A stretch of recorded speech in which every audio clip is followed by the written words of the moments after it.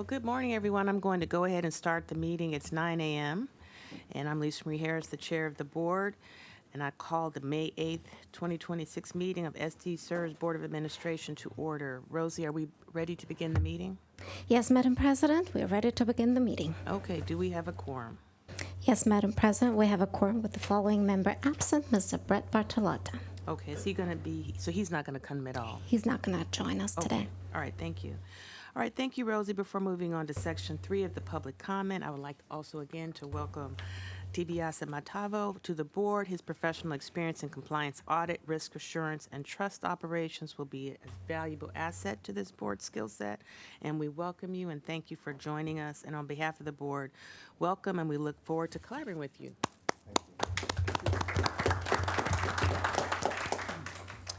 Rosie, do we have any public comments today? Yes, Madam President, we have a public comment for today's meeting. Mr. James Cunningham will speak on behalf of Mr. Joel Epstein, but we will hold this public comment until his respective action item during the disability portion of our meeting. Perfect, thank you. So moving on to Section 4, approval of the consent agenda, service retirements, drop entries, drop retirements, training, and board agenda calendar. So before I call a motion for the approval of the consent agenda items, would a board member like to pull any of those items for a separate vote, or are there any comments? No? Okay. So hearing no requests, we need a motion and a second. Okay. It was moved by Paul Kaufman, seconded by Louise Maggi. Please feel free to cast your votes.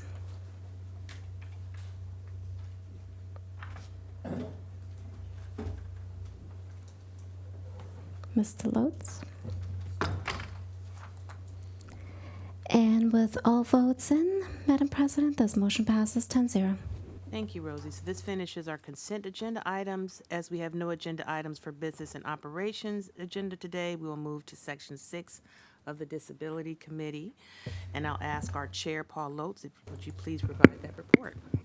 Thank you, Lisa. The Disability Committee met yesterday and approved the recommendations for consent items 1 through 4. Item 5 is removed from the agenda at the request of the applicant's family, as they would like to seek an industrial disability retirement in lieu of a non-industrial disability retirement. Item 6 will be pulled from the from the consent agenda for a separate vote due to the committee recommending the disability application be approved, which is a different action than the agenda recommendation.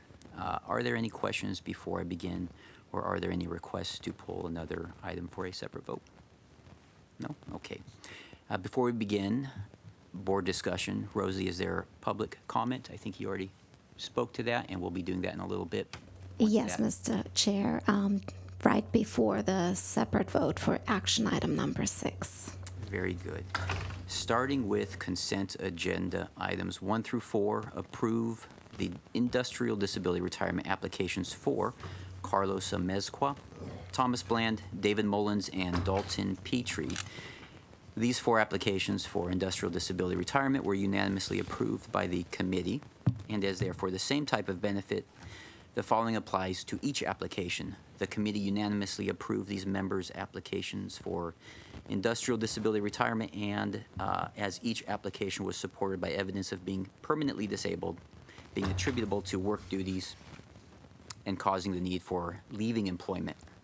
Are there any questions from the board on consent items 1 through 4 before we move to consent item 5? Okay. We have a motion to approve. Please cast your votes.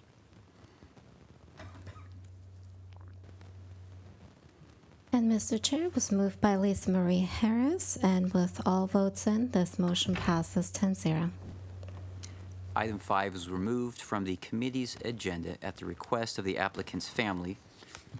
Let me see, it looks like we've already said that. The committee recommends the board take no action on this item, as staff will be helping the family and bringing back this matter before the committee at a future meeting. Any questions on from the board on this item before we move to consent item 6? No? Okay. Moving on to our final action item, the continuation of the hearing officer's recommendation to deny the industrial disability retirement application of Joel Epstein. Before we discuss this item, I understand we have no public comment from Mr. Cunningham, Mr. Epstein's attorney. And then Rosie, I'll let you keep time for him. Yes, Mr. Chair. As always, we thank you, Mr. Cunningham and Mr. Epstein, for coming in and being here today. Thank you for having us here. And my clock is running. Okay. First and foremost, on behalf of Mr. Epstein and myself, and indeed the firefighters here in San Diego, I am their general counsel. We applaud the committee for taking the time and the effort, the extraordinary effort of reading the entire file in this matter. And I can tell you, it was an in-depth file, lots of medical evidence, and a hearing as well with doctors testifying. It was an important act that the committee did because it's a pivotal issue when it comes to Mr. Epstein. The issue, and the one issue in this matter, was did he have a pre-existing injury such that his incapacity was substantially caused by something other than his job? Firefighter paramedic Epstein served 10 years with the fire department. He's had 2 surgeries on his back. Not one report of injury, not one medical record, not an x-ray, not an MRI, not a day lost of work before he started with the city of San Diego and the fire department, and honorably served with them. This is the case of Alisi, and I was around for Alisi. This is my 39th year appearing in front of boards. And Alisi was the case that provided that a employee before working for the city of San Diego had 2 surgeries on his left knee. He started to work for the city of San Diego and sustained multiple injuries to the same left knee, ultimately becoming incapacitated. The Alisi case provides this board, and this board was a defendant in the Alisi case, with a direction on how to figure out how do you decide when a pre-existing injury or condition substantially incapacitates the person such that they do not deserve to have an industrial disability retirement. Joel Epstein is not Alisi. Joel Epstein came to this city fully able to perform the functions of his job. He completed the academy. He's famously known as running a hose 1 mile up into a fire once, only to have the water not make as far as he went because he went so fast. He is an honorable firefighter, and I very much appreciate the Disability Committee's consideration of this matter and the entire board. And we are seeking the industrial disability retirement of firefighter paramedic Joel Epstein. Thank you. Thank you, Mr. Cunningham. And now just a little review. We've seen Mr. Epstein here several times, and we're probably mostly familiar, but a lot of time passes in between. So a little quick overview of what was happening. And we have a new member today who may not be as familiar. At our November 2025 meeting, the board approved returning Mr. Epstein's application and the hearing officer report back to the Disability Committee so the committee could directly evaluate the evidence and read the hearing testimony prior to making a determination and recommendation to the board. At its March 2026 meeting, the Disability Committee reviewed the evidence and hearing transcripts and was unable to make a determination due to a split vote of the 4 committee members in attendance. At the March 2026 board meeting, the board unanimously decided to return this item to the Disability Committee so the committee could continue its deliberations at its May 2026 meeting. At yesterday's meeting, the Disability Committee voted 4-1 to recommend the board approve the industrial disability retirement application of Joel Epstein. Are there any questions on this item before I move approval of the industrial disability retirement application of Joel Epstein? Okay, seeing none. Yep. Oh, yes, Christiana, thank you. Just if this is the right time, I just wanted to make a comment that at the committee, I was hoping that moving forward, if we were going to overturn a medical review or a hearing officer determination, that we think about if there are process improvements, like the reason why we are making that choice and that decision, so that that can better inform staff when they are reviewing these cases going forward in the future, and will help provide better assurances to the board. So we didn't delve into it at the committee, but that was my ask then for folks to keep in mind moving forward. Thank you. Yes, thank you, Christiana. That's very good point, and we don't take it lightly, shouldn't take it lightly to do anything in contradiction to the recommendations.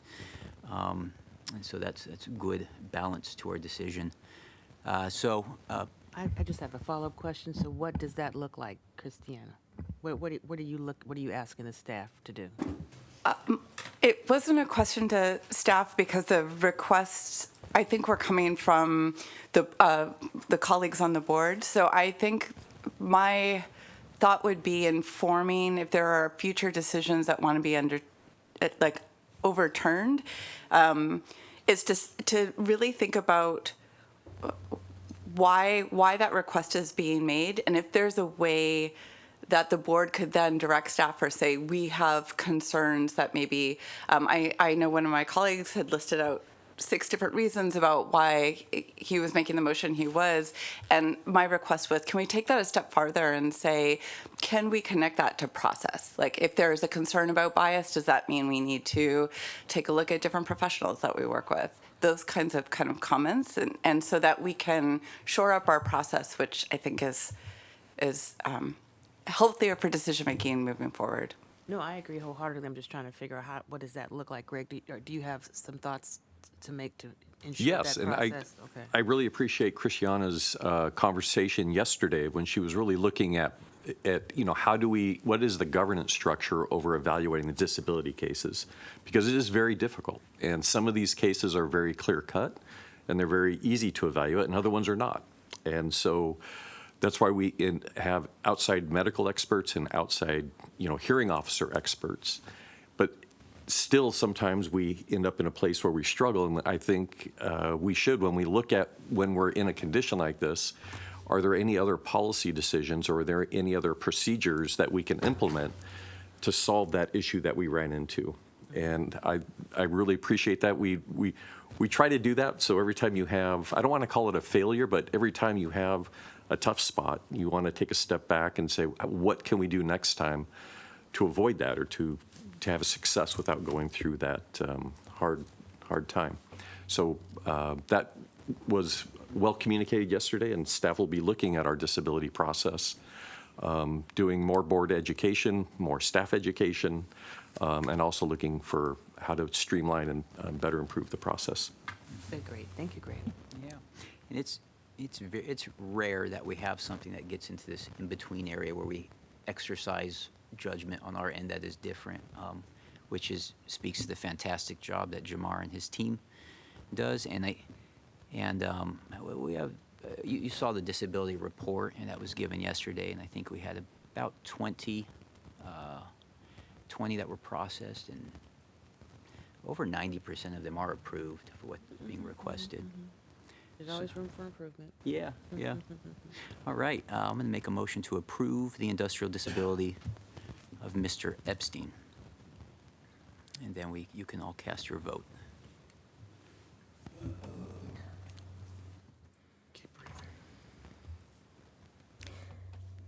And it was moved by Mr. Paul Lutz, and with all votes in, Mr. Chair, this motion passes with 9 yeas and 1 nay. Fantastic. Thank you, Rosie. This finishes the Disability Committee action items.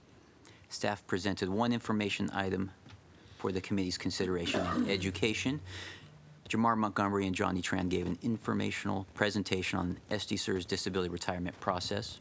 I'm just going to take a pause. Mr. Epstein, Mr. Cunningham, thank you again for coming in. Thank you. Thank you, Mr. Epstein.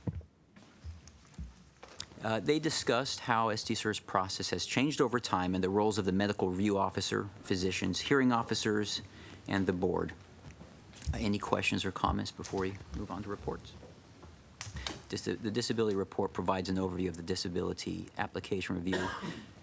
Statistics highlighting the caseload is in good shape, with a caseload of 18 applications, with all but 1 case within the 18-month processing window, which has been delayed due to the members' non-related health conditions.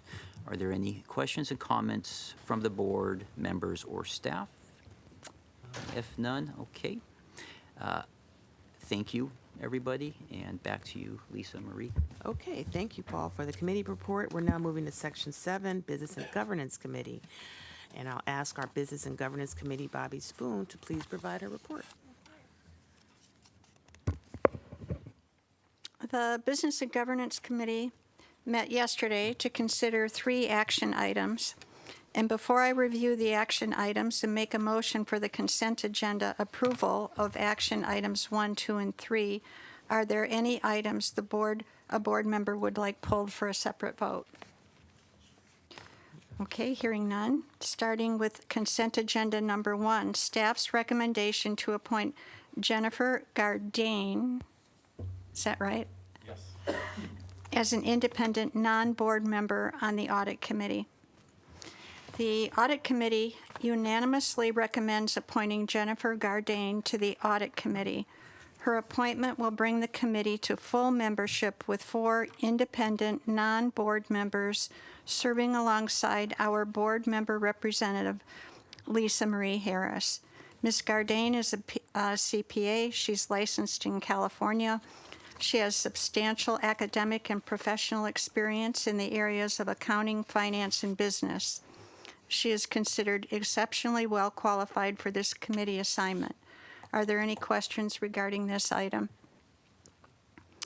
Okay, moving to consent agenda item number 2, staff's recommendation to approve the annual COLA adjustment effective July 1st. Sandra Clausen, Benefits Administration Director, reported that Consumer Price Index changed by 2.7%. Under the plan rules, results in the plan being able to pay the maximum COLA adjustment of 2%. The committee voted unanimously to recommend approval of the annual COLA adjustments. Are there any questions or comments? I'm sure our members will be happy to get that news today.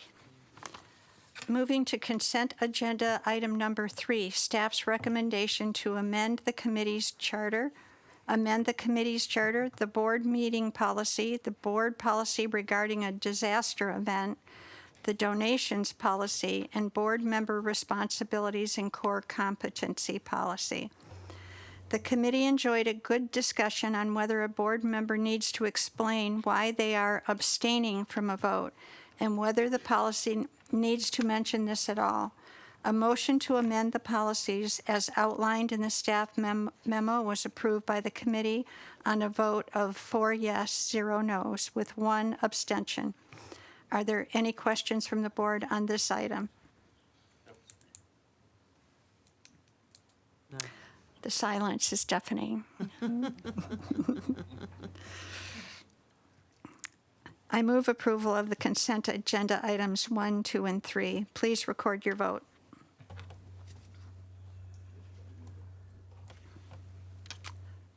I did move.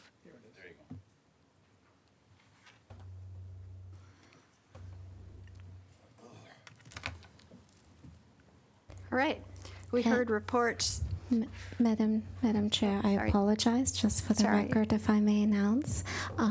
With all votes in, this motion passes 10-0. Thank you. We heard reports from Natasha on member services, from Sandra on benefits administration, and from Michelle on IT. Also, I understand that that some of you went to City Council yesterday. How did that go? Yes, I was going to cover that underneath the questions and comments from board members, but I'll just mention it briefly now. Ted LaSalvia, our finance director, and I had the opportunity to present a informational item to the City Council on the SDCERS budget, which was approved by this board at our March meeting. The presentation was well received. We had 5 public comment questions, none of which were really directed towards SDCERS, but more directed towards the city and how they govern. But one caller did mention how much they appreciated the board's long-term perspective in planning and how they invest the portfolio. Wow. So that was very nice to be recognized for that. We did have one series of comments back and forth from one of the council members with regards to the actuarial valuation process and challenging the assumptions and why we have a 6.5% assumption, not something different, and also how our 9.4% actual investment return compared to some of the other systems and why we were where we were. It was a very good opportunity to provide some information on our very well-reasoned actuarial valuation process that we use an outside expert on, and how we are within a reasonable range of assumptions. And you can always argue whether it's too conservative or less conservative, but the real results is what does that actual portfolio return, not so much the budgeting process through the actual evaluation.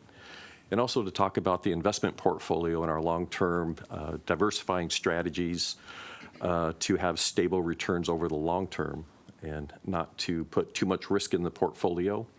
And to talk a little bit about how that impacts different pension plans and why we are more in the middle of the pack with regards to returns when the markets are running hot. So we don't swing for the fences, as they say, but we are protected more when the markets go into recession. So it was good. It was a good meeting. And who was the member? That was Board Member Campillo. Okay. It was a Thank very, you. very good conversation. That was Great. nice. That's great. It's good news, isn't it? It is good news. Yeah. Those were good questions.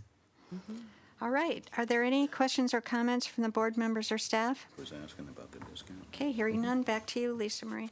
Okay, so moving on to the investment committee, I will give the chair the report today. So the investment committee met yesterday. We had a robust discussion and covered 5 action items. The first 3 action items deal with manager selection and are therefore delegated to the committee. And I will give a brief summary of each of those, and no additional vote is required today from this board, but there were 2 action items that will require our vote. So just to give you a summary of the manager selection, we did approve manager selection for diversifying strategy portfolio. Anders, Norman, and Katie Comstock gave that overview, and we basically approved on 1 William Street, HBK, and Hudson Bay. And the board approved an additional 1% to diversifying strategies at the asset allocation review conducted in July. Increasing the allocation to diversifying strategies will broaden the portfolio beyond managed future strategies.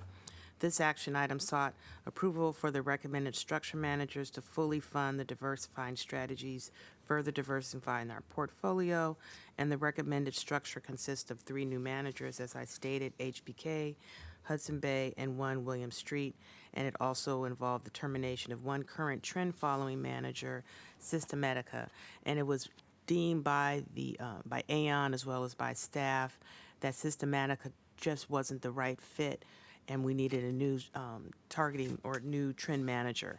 And so that was the purpose behind the termination. But Karina, you want to just briefly summarize further anything that I missed? Certainly. So I would just mention that we did have 2 dedicated managed futures strategies in this area, and we are staying with one of them, Lynx, which is invested more in traditional markets, and Systematica was more focused on alternative markets.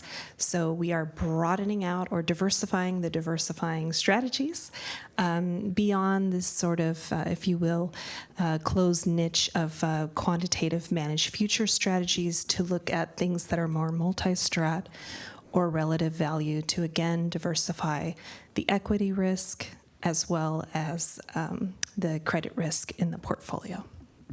Thank you, Karina. Are there any questions for Karina or staff? Okay. So then there was also two additional approvals, one to approve a $25 million commitment to Oak Tree Asset-Backed Finance Fund, and Demetrius Haldiz and Coast Brasso and Callan also gave an overview. Oak Tree Asset-Backed Finance Fund is a closed-end fund focusing on investing large, diversified pools of assets such as loans or leases that are backed by assets with contractual cash flows.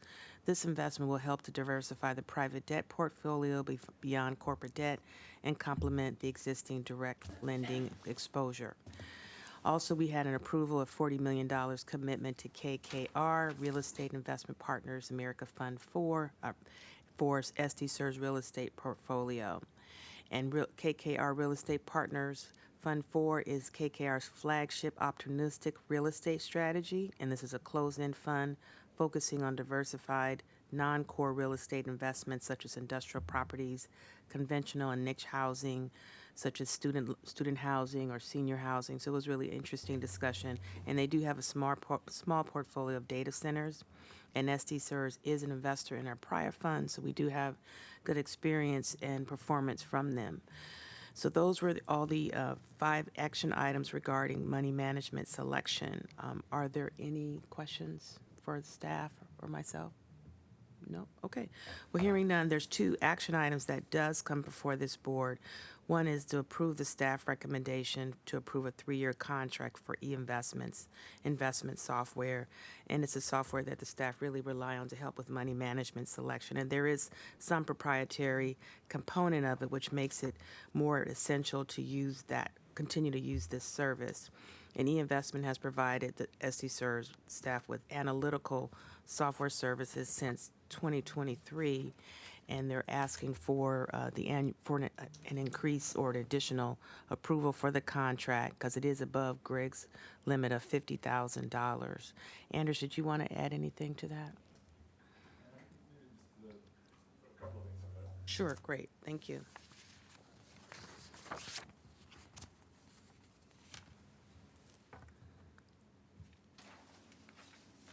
I think you did a good job summarizing that, but I think just as a couple of additional points. So I think with this 3-year contract, what it will also do is provide a lot of transparency for budgeting purposes for the administrative budget, and that we'll know what the expenses are for the next 3 years for this software.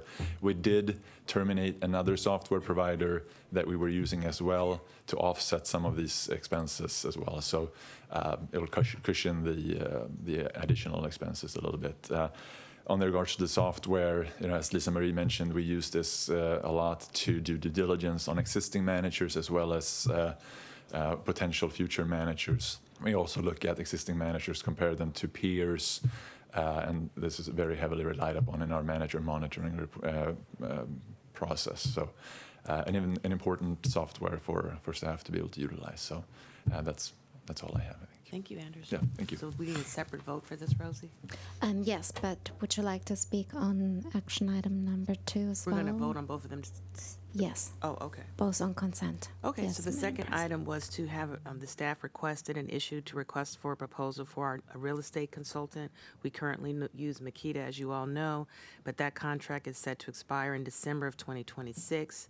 So the staff is seeking board approval to issue a request for proposal for real estate consulting services to conduct a thorough search in preparation for the expiration of Makita's contract. So staff expects to bring forth finalist firms at the November investment meeting. And I did ask for a member of the investment committee to also sit on that RFP process because I think it's good for us to engage because they technically do report to us, so we should be involved with that. And Kent Morris graciously agreed to sit on that panel. I know it's a lot of work, but I really appreciate you. So that was approved by both committees, but we also need to approve these items. Are there any questions? No? Okay. So I'll move it. Well, Christina moved. Okay. And that's okay.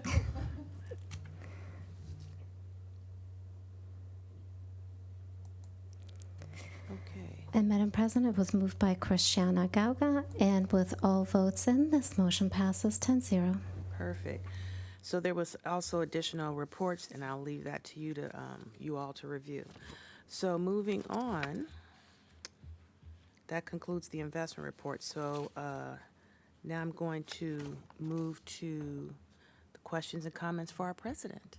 I mean, for our CEO.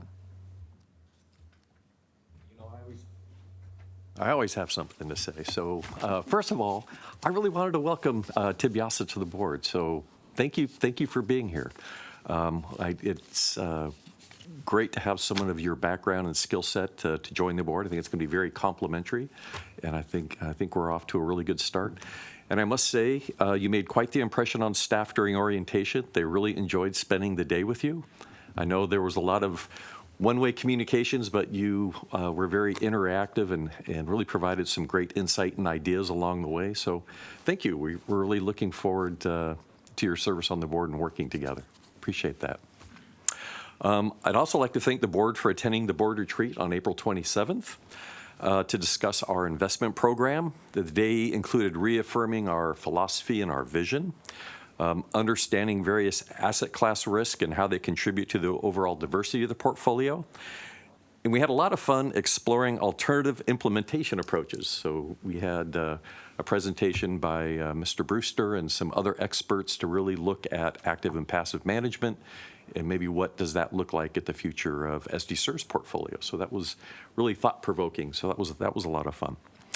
And also, at the very end of the day, introducing a few governance changes, really to help, how do we improve the governance of the investment program, kind of in roles and responsibilities. And that came kind of late in the day, and I appreciated the comments of like, rather than grind through late afternoon on this, why don't we bring that back to the investment committee? So staff will be working with the consultant to bring back those ideas for the investment committee to take a look at to see if we can make the process a little bit better and better support the investment committee and better support the board. So looking forward to that. And when will that come back? I'm hoping at the July meeting we'll have a plan from Aon and staff on what we're going to do and when and why. Okay. Yeah, I apologize. It would have been great to do it at this meeting, but due to the proximity of the board retreat with this meeting, there wasn't enough time to get it on the agenda and do all the public notice and No worries. all the QA. The board president and the CEO met with the City of San Diego's mayor, director of policy, and chief financial officer to provide an SDCERS update and highlight the need for 3 more SDCERS board appointments. It was a very good meeting, very collegial. The mayor was very understanding, and he reaffirmed his desire to have full boards and commissions throughout all the city's boards and commissions. But so they're working on it. So it was a good meeting, and we look forward to working with the mayor's office to get those vacancies filled. And that ends my comments. Thank you. Okay, great. And also, do we have any questions or comments or educational session report outs from the board before I proceed? Okay. Hearing none, Johnny, do we have any closed session items? Yes, we'll have a short closed session, so we can take that and clear the gallery when you're ready. Okay. Can I just make a quick comment? Please. On the, maybe should have spoke up a little bit earlier, but on Brian Avera, I just want to commend staff. I'm new, but the way I read that, it was very touching, and I can see the care that staff does by going out to the hospital and meeting with our members and helping them through very tough times. So thank you. I just wanted to recognize staff and going above and beyond and really helping our members in such tough times. So thank you.